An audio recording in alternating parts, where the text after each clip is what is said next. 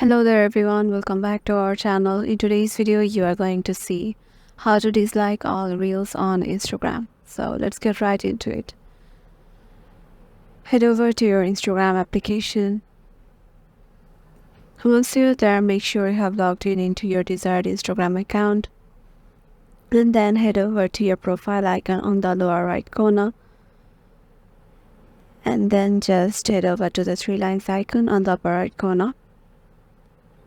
And there goes your activity option under how you use Instagram section. Just tap on it and tap on likes under interactions section. And then you can select, tap on select, and then just tap the videos you want to unlike or dislike.